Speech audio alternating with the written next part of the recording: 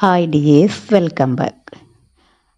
അപ്പോൾ ഇന്ന് ഒരു ഈവനിങ് വ്ളോഗ് ചെയ്യാമെന്ന് വെച്ചു. അപ്പോൾ രാവിലത്തെ പ്രയറും കാര്യങ്ങളൊക്കെ കഴിഞ്ഞിട്ട് സാധാരണ നടക്കാൻ പോകലൊക്കെ ഉണ്ട് കേട്ടോ. പക്ഷേ ഇപ്പോൾ ഈ മഴ ഇങ്ങനെ പെയ്യുന്നതുകൊണ്ട് തന്നെ വെളുപ്പിനാണല്ലോ ഇപ്പോൾ മിക്കവാറും മഴയൊക്കെ പെയ്യാറ്. അപ്പോൾ നടക്കാൻ പോകലൊന്നും അങ്ങനെ കാര്യമായിട്ട് ചെയ്യാറില്ല.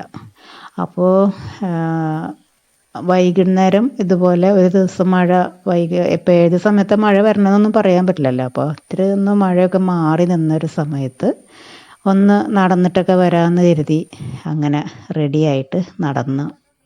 അപ്പോൾ ഞാൻ നടക്കാൻ പോയപ്പോൾ കണ്ട ചെറിയ നല്ലൊരു പൂപ്പാടം, നിറയെ ജമന്തി പൂക്കളൊക്കെ ഇങ്ങനെ പൂത്ത് നിൽക്കുന്നുണ്ട് കേട്ടോ. അപ്പോൾ അവിടെ ഒരു ചേട്ടനും ചേച്ചിയും കൂടി ഇങ്ങനെ പൂക്കളൊക്കെ നനക്കുകയാണ്. വൈകുന്നേരം ആയപ്പോൾ നല്ല ഭംഗിയുണ്ടായിരുന്നു കാണാനായിട്ട്. അപ്പോൾ ആ ചേട്ടനോട് ഹസ്ബൻഡ് ഓരോ വിശേഷങ്ങളൊക്കെ ചോദിക്കുകയാണ്. അപ്പോൾ ഇപ്പോൾ പൂവിൻ്റെ ഡിമാൻഡൊക്കെ ഓണമൊക്കെ കഴിഞ്ഞല്ലോ, നന്നായിട്ട് കുറഞ്ഞു. പിന്നെ ആവശ്യക്കാർ വന്നിട്ടുണ്ടെങ്കിൽ പൂ കൊണ്ടുപോയി കൊടുക്കും. അപ്പോൾ താഴേക്ക് ഇറങ്ങി വന്ന് വീഡിയോ എടുത്തോന്നൊക്കെ വളരെ സ്നേഹത്തോടു കൂടി തന്നെ അവർ പറഞ്ഞിട്ടോ.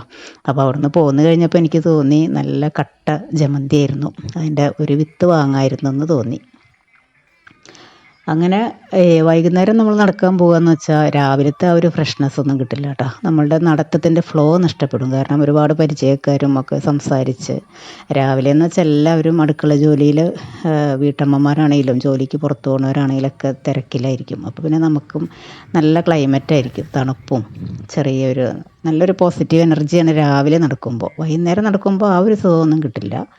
പിന്നെ ഇപ്പം മഴയൊക്കെ ആയതുകൊണ്ട് ഒട്ടും അങ്ങനെ എക്സസൈസും കാര്യങ്ങളൊക്കെ ഇല്ലാതാവുമ്പോൾ ജസ്റ്റ് ഒന്ന് നടന്നിട്ട് വരാമെന്ന് കരുതി ഇറങ്ങിയതാണ്. പക്ഷെ നടക്കാൻ സുഖം രാവിലെ തന്നെയാണ്. അപ്പോൾ ഇത് ഞങ്ങളുടെ വീടിന് തൊട്ടടുത്തുള്ള പുരാതനമായിട്ടുള്ളൊരു ക്ഷേത്രമാണ് കേട്ടോ. തൃപ്രയാർ മഹാദേവ ക്ഷേത്രം, അതെ. അപ്പോൾ അവിടുന്ന് ഈ സമയത്ത് നല്ല പാട്ടും ഒക്കെ ഉണ്ട്. ഭക്തർ ഒക്കെ തൊഴാൻ വരലും ഒക്കെ ആയിട്ട് ഒരുപാട് ഇങ്ങനെയുള്ള പരിചയക്കാരൊക്കെ നമ്മൾ ഒരുപാട് കണ്ടിരുന്നു. അപ്പോൾ അതാ ഞാൻ പറഞ്ഞത്, രാവിലെയാണ് നടക്കാൻ സുഖം. നടത്തത്തിൻ്റെ ഫ്ലോ നഷ്ടപ്പെടും വൈകുന്നേരം ആകുമ്പോൾ. പരിചയക്കാരെയൊക്കെ കണ്ട് നമുക്ക് ബന്ധങ്ങളൊക്കെ പുലർത്തി പോകാം, പക്ഷെ നമ്മുടെ ഉദ്ദേശം നടക്കില്ല എന്ന് മാത്രം. അങ്ങനെ നടത്തമൊക്കെ കഴിഞ്ഞ് ഒരു 6 മണിയൊക്കെ കഴിഞ്ഞ് തിരിച്ച് വീട്ടിലെത്തിയിട്ടോ. അപ്പോൾ അതാ ഞാൻ ചായ എടുക്കാനായിട്ട് ചായക്ക് വെള്ളം വെച്ചു, പാൽ വെച്ചു. അപ്പോൾ അതിലേക്ക് ഒരു 1/4 ടീസ്പൂൺ, അപ്പോൾ 2 ഗ്ലാസ് ചായക്കൊക്കെ ആണെങ്കിൽ ഒരു 1/4 ടീസ്പൂണിന് താഴെ മാത്രം ഒരല്പം ബൂസ്റ്റും അതുപോലെ ഒരു ഏലക്ക പൊട്ടിച്ച് 2-3 തരി ചേർത്ത് കൊടുത്താൽ, ഇതിപ്പോൾ ഞാൻ ബൂസ്റ്റല്ല കേട്ടോ ചേർത്തത്, ഞാനിപ്പോൾ ചേർത്തത് ഹോർലിക്സാണ്, പക്ഷേ ടേസ്റ്റ് ബൂസ്റ്റിനാണ്. അപ്പോൾ അതും കൂടി ചേർത്ത് കൊടുത്താൽ ചായക്കൊരു പ്രത്യേക ടേസ്റ്റും ഫ്ലേവറും ഒക്കെ കിട്ടും. അപ്പോൾ ഇതിപ്പോൾ നല്ലൊരു ഈ ഇലച്ചായ ആയതുകൊണ്ട് ഞാൻ തിളച്ച് വരുന്നതിന് മുമ്പേ തന്നെ തേയിലയൊക്കെ ഇട്ട് കൊടുത്തു. അപ്പോൾ നല്ല കളറിൽ വരും. അതല്ലെങ്കിൽ ചായ എടുത്താൽ അത്ര ഒരു ടേസ്റ്റ് ഉണ്ടാവില്ല. അതിൻ്റെ ആ കടുപ്പൊക്കെ നന്നായിട്ട് ഇറങ്ങി വന്നാൽ തന്നെയാണ് ചായക്ക് ടേസ്റ്റ് ഉണ്ടാവുള്ളൂ. പിന്നെ നമ്മൾ എടുക്കുന്ന ചായപ്പൊടിയുടെയും പാലിൻ്റെയും ഒക്കെ ക്വാളിറ്റി അനുസരിച്ചിരിക്കും ചായയുടെ ടേസ്റ്റ്. എങ്കിലും ഇതുപോലെ കടുപ്പൊക്കെ നന്നായിട്ട് ഇളകി നല്ല അടിച്ചെടുത്ത ചായ, അതായത് ചായ നല്ലൊരു ചന്ദന കളറിൽ വരണം. ചായ റെഡിയായി കഴിഞ്ഞാലും നന്നായിട്ട് ഒരു 1-2 വട്ടം അടിച്ചെടുത്താൽ മാത്രമേ നമ്മൾ ചേർത്ത സാധനങ്ങളൊക്കെ അതിൽ ചേർന്ന് എല്ലാം ഒന്ന് കമ്പൈനായി വന്നിട്ട് ചായക്ക് നല്ല ടേസ്റ്റ് ഉണ്ടാവുള്ളൂ. അപ്പോൾ അങ്ങനെ ചായ ഇപ്പോൾ കണ്ടില്ലേ, ഇങ്ങനെ ഈ തേയില ഈ ഇലച്ചായ ഇടുമ്പോൾ നമ്മൾ പിന്നെ അത് അരിച്ചില്ല എന്ന് വെച്ചും കുഴപ്പമൊന്നുമില്ല കേട്ടോ. ഇതിൻ്റെ ഇലകളൊക്കെ ഇങ്ങനെ ചായപാത്രത്തിലേക്ക് വരും. അങ്ങനെ ചായയൊക്കെ കുടിച്ചു. പിന്നെ നടത്തമൊക്കെ കഴിഞ്ഞ് വന്നപ്പോൾ ചപ്പാത്തിയൊക്കെ ഉണ്ടാക്കാനായിട്ട് ചെറിയൊരു മടി തോന്നിട്ടോ. അപ്പോൾ ഫ്രിഡ്ജിൽ അപ്പത്തിൻ്റെ മാവ് ഉണ്ടായിരുന്നു. അപ്പോൾ പിന്നെ എന്നാൽ അപ്പം ഉണ്ടാക്കാം, പിന്നെ രാവിലത്തെ കറി ഉണ്ട് എന്ന് കരുതി ഫ്രിഡ്ജിൽ നിന്ന് മാവെടുത്തു. അപ്പോൾ ഫ്രിഡ്ജിൽ നിന്ന് നമ്മൾ അപ്പത്തിൻ്റെ മാവെടുത്തു കഴിഞ്ഞാൽ ഇതുപോലെ കട്ടയായിട്ടിരിക്കും. എന്നിരുന്നാൽ അതിലേക്ക് ഒരുപാട് വെള്ളം ചേർത്ത് ലൂസാക്കി കളഞ്ഞിട്ടുണ്ടെങ്കിൽ അപ്പത്തിൻ്റെ ആ ഒരു സോഫ്റ്റ്നെസ് നഷ്ടപ്പെടും. അപ്പോൾ 2-3-4 മിനിറ്റ് ഒന്ന് പുറത്ത് വയ്ക്കുമ്പോഴേക്കും മാവ് റെഡിയായി കിട്ടും. അതിനുശേഷം അപ്പം ഉണ്ടാക്കി. ഇപ്പം ഞാനിത് ഈസ്റ്റ് ചേർത്തിട്ടുള്ള അപ്പമാണ് കേട്ടോ. അപ്പോൾ നമ്മൾ ഈസ്റ്റ് ചേർക്കുന്ന അപ്പത്തിൽ ഞാൻ തേങ്ങ ചേർക്കാറില്ല. ഞാൻ 1-2 അപ്പത്തിൻ്റെ റെസിപ്പീസൊക്കെ ചെയ്തിട്ടുണ്ടെന്ന് തോന്നുന്നുണ്ട്. അപ്പോൾ ഇത് നല്ല സോഫ്റ്റ് അപ്പമാണ്.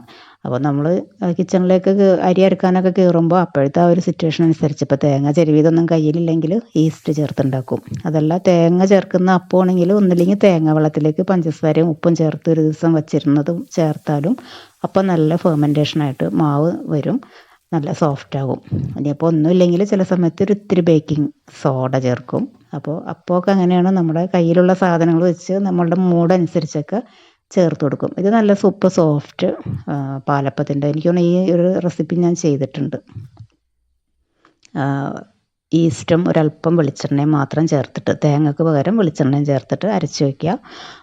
നല്ല സോഫ്റ്റ് അപ്പം ആയിരിക്കും. ഇപ്പോൾ രാവിലെയൊക്കെ ഉണ്ടാക്കുകയാണെങ്കിലും വൈകിട്ട് വരെ രാത്രി വരെ നല്ല സോഫ്റ്റായിട്ട് തന്നെ ഇരിക്കും. അപ്പോൾ ഇത് ഗ്രീൻ പീസിൻ്റെ കറി ഞാൻ പറഞ്ഞില്ലേ, രാവിലത്തെ കറിയുണ്ട്. അപ്പോൾ രാവിലത്തെ കറിയാണെങ്കിൽ നമ്മളതിലേക്ക് കുറച്ച് ഫ്രഷ് ആയിട്ടുള്ള കറിവേപ്പിലയും കുറച്ച് പെരിഞ്ചീരകവും ഒക്കെ ചേർത്തിട്ടുണ്ടെങ്കിൽ കറി നല്ല ഫ്രഷായിട്ട് കിട്ടും. ചെറിയ തീയിലിട്ടിട്ട് എണ്ണ തെളിഞ്ഞ് വരാനായിട്ട് ഇങ്ങനെ ഇത്തിരി നേരം ഒന്ന് തിളപ്പിച്ചെടുത്താൽ മതി. ഇപ്പോൾ ഫ്രിഡ്ജിൽ വെച്ച കറിയൊന്നുമല്ല എങ്കിലും നന്നായിട്ടൊന്ന് തിളപ്പിച്ചെടുക്കുമ്പോൾ നല്ല സൂപ്പറായിട്ട് വരും. അപ്പോൾ ഉച്ചയ്ക്ക് ചോറ് കറികളൊക്കെ ബാക്കിയുണ്ട്. രാത്രിത്തേക്ക് ചോറ് കഴിക്കുന്നവർക്കൊക്കെ കറിയുണ്ട്, അപ്പം കഴിക്കുന്നവർക്കും കറി റെഡി ആയിട്ടുണ്ട്.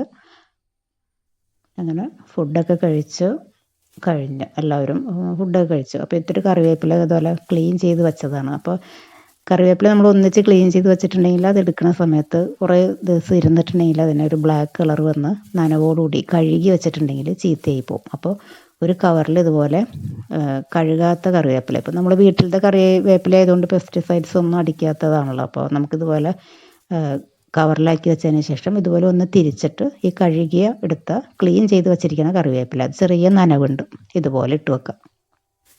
എല്ലാം കൂടി നനച്ചിട്ട് അപ്പോൾ നമുക്ക് ആവശ്യത്തിന് ഇതുപോലെ കഴുകി എടുത്താൽ മതിയല്ലോ. എല്ലാം നനഞ്ഞു കഴിഞ്ഞാൽ പെട്ടെന്ന് കറിവേപ്പില ചീത്തയായി പോകും. എന്നിട്ട് ഇതുപോലെ ചുരുട്ടി ഇതുപോലെ ഒരു സെപ്പറേറ്റ് ചെയ്ത് വെക്കുക, അത്രയും മാത്രമേ ഉദ്ദേശിക്കുന്നുള്ളൂ. എന്നിട്ട് അതൊന്ന് അഴിഞ്ഞു പോകാതിരിക്കാൻ വേണ്ടിയിട്ട് വേറെ ഒരു റബ്ബർ ബാൻഡും കൂടി ചേർത്തിട്ട് ഫ്രിഡ്ജിൽ സൂക്ഷിക്കാം. ഇതുപോലെ വെച്ചിട്ടുണ്ടെങ്കിൽ നമുക്ക് വാഷ് ചെയ്ത കറിവേപ്പില ആദ്യം എടുക്കാം, പിന്നീട് ആവശ്യത്തിന് വാഷ് ചെയ്തെടുത്താൽ മതി. നല്ല യൂസ്ഫുള്ളായിട്ട് ഞാൻ എപ്പോഴും ചെയ്യാറുള്ള ഒരു കാര്യമാണ് കേട്ടോ. അതുപോലെ 2 ദിവസമായിട്ട് മാറ്റി വെച്ചിരുന്ന വേറൊരു പണിയാണ് ഇതുപോലെ കാന്താരി മുളക് കയ്യിൽ കിട്ടിയപ്പോൾ ഞാൻ നടക്കാൻ പോകുന്നതിന് മുമ്പ് തന്നെ നന്നായിട്ട് ക്ലീൻ ചെയ്ത് വെച്ചതാണ്. പക്ഷേ അതിൽ വെള്ളത്തിൻ്റെ അംശം ശരിക്കും പോയിട്ടുണ്ടായില്ല. അപ്പോൾ അതുപോലെ ഒരു ടവലിൽ വെച്ചിട്ട് വെള്ളം നന്നായിട്ട് തോർത്തിയെടുക്കുക. അല്ലെങ്കിൽ ഇത് വിനീഗറിലിട്ട് വെക്കാൻ വേണ്ടിയിട്ടാണ്. ഇവിടെ എല്ലാവർക്കും ഭയങ്കര ഇഷ്ടമുള്ളൊരു കാര്യമാണ് കാന്താരി മുളക്. ഇതുപോലെ കിട്ടിക്കഴിഞ്ഞിട്ടുണ്ടെങ്കിൽ ഉപ്പിലിട്ട് വെക്കുക. അപ്പോൾ നമുക്ക് ചോറിനും തൈരിനൊക്കെ ചേർത്ത് കഴിക്കാൻ നല്ല ടേസ്റ്റാണല്ലോ. അപ്പോൾ കുട്ടികൾക്ക് ഭയങ്കര ഇഷ്ടമാണ് ഈ ഒരു സംഭവം. അപ്പോൾ അതുകൊണ്ട് ഞാൻ ഇതിൻ്റെ ബോട്ടിലൊക്കെ ക്ലീൻ ചെയ്തിട്ട് മുളക് ഇതിലേക്ക് ചേർത്ത് കൊടുക്കുക. വെള്ളത്തിൻ്റെ അംശം ഉണ്ടായാൽ പെട്ടെന്ന് ഒരു വൈറ്റ് കളർ ഫംഗസ് വരും. അപ്പോൾ അതുകൊണ്ട് നന്നായിട്ട് തുടച്ചിട്ട് വേണം ഇതിലേക്ക് ഇടാനായിട്ട്. ഇങ്ങനെ ബോട്ടിലേക്ക് ഇട്ടതിന് ശേഷം ഇനി ഞാൻ ഇതിലേക്ക് 1-2 ചെറുനാരങ്ങ കൂടി കട്ട് ചെയ്തിട്ടുണ്ട്. പിന്നെ ഞാൻ ഇടയ്ക്ക് ക്യാരറ്റ്, കുക്കുംബർ അങ്ങനെയുള്ളതൊക്കെ ചേർത്ത് വെക്കാറുണ്ട് കേട്ടോ. അപ്പോൾ കുട്ടികൾക്കൊക്കെ കഴിക്കാൻ നല്ല ടേസ്റ്റ് ആയിരിക്കും. പിന്നെ ഇടയ്ക്ക് നമ്മൾ സാൻഡ്വിച്ചൊക്കെ ചെയ്യുന്ന ടൈമിൽ അതിൽ നിന്ന് നമുക്ക് ഉപ്പിലിട്ടതിൽ നിന്ന് എടുത്ത് സാൻഡ്വിച്ചിൻ്റെ ഫില്ലിങ്ങിൽ വെച്ച് കൊടുക്കാനും നല്ലതായിരിക്കും. പിന്നെ അതിലേക്ക് കല്ലുപ്പ് ചേർത്തിട്ട് അടച്ച് വെക്കണം. ബോട്ടിൽ അടച്ച് കഴിഞ്ഞപ്പോഴാണ് ഞാൻ ഓർത്ത് മെയിനായിട്ടുള്ള 2 ഇൻഗ്രീഡിയൻറ്റ് ഞാൻ ചേർത്തിട്ടില്ല. ഒന്ന് വിനീഗർ. അപ്പോൾ ഇതിലേക്ക് ഇത്തിരി വിനീഗറും കൂടി ചേർത്താലാണ് മുളകിനൊക്കെ നല്ല ടേസ്റ്റ് ഉണ്ടാവുള്ളൂ. ചെറുനാരങ്ങയുടെ ഒരു പുളിയൊന്നും മുളകിലേക്കൊന്നും അങ്ങനെ അധികം ഇറങ്ങൂലല്ലോ. അപ്പോൾ വിനീഗറിൽ മുങ്ങി കിടക്കണം. അപ്പോൾ വിനീഗർ ഒഴിക്കുക. അതിൻ്റെ ഡബിളായിട്ട് ഇത് അത്യാവശ്യം നല്ല ചൂടുള്ള വെള്ളമാണ് ഞാൻ സാധാരണ ഒഴിക്കാറ് കേട്ടോ. അപ്പോൾ ഫ്ലാസ്കിൽ വെള്ളം ചൂടായതുണ്ടായിരുന്നു, അപ്പോൾ അത് ചേർത്ത് ഒഴിച്ചു. അപ്പോൾ ഈ ചൂടുവെള്ളം ഒഴിക്കണം എന്തിനാണെന്ന് വെച്ചിട്ടുണ്ടെങ്കിൽ പെട്ടെന്ന് തന്നെ ഈ മുളകും ചെറുനാരങ്ങയൊക്കെ ചേർത്തത് ഒന്ന് വാടി കിട്ടും. അതിനുശേഷം ഒന്ന് ചെറുതായിട്ട് ക്യാപ്പ് ഇങ്ങനെ അടച്ച് ഫുള്ളായിട്ട് അടയ്ക്കരുത്, ഇങ്ങനെ വെച്ചാൽ മതി. അപ്പോൾ അതിൻ്റെ നീരാവിയൊക്കെ രാത്രിയാകുമ്പോഴേക്കും നമ്മൾ കിടക്കുന്ന സമയമാകുമ്പോഴേക്കും അത് തണുത്തിട്ടുണ്ടാവും. അതിനുശേഷം നമുക്ക് ടൈറ്റായിട്ട് അടച്ച് വെച്ചാൽ മതി. പുറത്ത് തന്നെ വെക്കാം കേട്ടോ, കുഴപ്പമൊന്നുമില്ല. പിന്നെ അത് കഴിഞ്ഞ് കിച്ചണൊക്കെ നന്നായിട്ട് ക്ലീൻ ചെയ്ത് എല്ലാം രാത്രിത്തെ പണികളൊക്കെ കഴിഞ്ഞു. കിച്ചൺ രാത്രി ഇതുപോലെ നന്നായി ക്ലീൻ ചെയ്തിട്ടുണ്ടെങ്കിൽ നമുക്ക് രാവിലെ എഴുന്നേറ്റ് വരുമ്പോൾ നല്ല ഉഷാറായിട്ട് എല്ലാ പണികളും ചെയ്യാൻ പറ്റും. അതെല്ലാം ഇപ്പോൾ നമുക്ക് എന്തെങ്കിലും ബുദ്ധിമുട്ടുകളൊക്കെ ഉണ്ടെങ്കിൽ പാത്രങ്ങളൊക്കെ നമ്മൾ കഴുകാതൊക്കെ ഇടും. പക്ഷെ അങ്ങനെ ആകുമ്പോൾ രാവിലെ എഴുന്നേറ്റ് വരുന്ന ബ്രേക്ക്ഫാസ്റ്റ് ഉണ്ടാക്കണ ആ ഒരു തിരക്കും പാത്രം കഴുകണ തിരക്കും എല്ലാം കൂടി ആകുമ്പോൾ ഭയങ്കര ഒരു ബോറടി തോന്നും. അപ്പോൾ പറ്റുന്ന സമയത്തൊക്കെ നന്നായിട്ട് ക്ലീൻ ചെയ്ത് വരാം. അപ്പോൾ ഞാൻ കിച്ചണിൽ നിന്ന് വരുന്ന സമയത്ത് തന്നെ പുറത്ത് ഇങ്ങനെ മഴ പെയ്യുന്ന സൗണ്ട് കേട്ടിട്ട് വന്നതാട്ടോ. മഴ പെയ്യുമ്പോൾ എനിക്ക് ജസ്റ്റ് ഒന്ന് പുറത്തേക്ക് ഇറങ്ങി കാണാനൊക്കെ ഇഷ്ടമാണ്. ഇപ്പോൾ ഫ്രീ ആണല്ലോ, ജോലിയൊക്കെ കഴിഞ്ഞു, ഇനിയിപ്പോൾ വേറെ പണികളൊന്നുമില്ല. അപ്പോൾ നോക്കുമ്പോൾ മഴ ചെറുതായിട്ടൊന്ന് ചാറുന്നേ ഉണ്ടായിരുന്നുള്ളൂ. അപ്പോൾ അവിടേക്ക് ഒന്ന് ക്ലിയർ ആക്കി എല്ലാം ഡോറൊക്കെ അടച്ചു. ഇനിയിപ്പോൾ വേറെ ജോലികളൊന്നുമില്ല. അപ്പോൾ ഇന്നത്തെ ദിവസം അങ്ങനെ കഴിഞ്ഞു. പിന്നെ കുറച്ച് യൂട്യൂബ് വർക്കും രാത്രി ചെയ്യാനുണ്ടാവും, അതിൻ്റെ വർക്കിനൊക്കെ വേണ്ടിയിട്ടിരുന്നു. അപ്പോൾ ഇത്രയേ ഉള്ളൂ ഇന്നൊരു സ്മോൾ ഈവനിങ്. അപ്പോൾ വീഡിയോ കണ്ടുകൊണ്ടിരിക്കുന്ന സമയത്ത് വീഡിയോ നിങ്ങൾക്ക് ഇഷ്ടപ്പെടുകയാണെങ്കിൽ മറക്കാതെ ഒന്ന് ലൈക്ക് ചെയ്തേക്കണം കേട്ടോ. അപ്പോൾ അടുത്ത വീഡിയോയിൽ കാണുന്നത് വരെ താങ്ക് യു.